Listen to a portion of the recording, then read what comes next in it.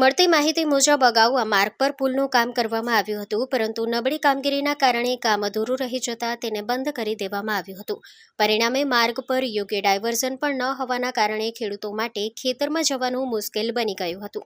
આ વચ્ચે વિસ્તારના ધારાસભ્ય જયેશ રાદડિયા ચૂંટણી પ્રચાર દરમિયાન ત્યાંથી પસાર થઈ રહ્યા હતા, ત્યારે ખેડૂતો દ્વારા તેમને રોકી પોતાની સમસ્યા રજૂ કરવામાં આવી હતી.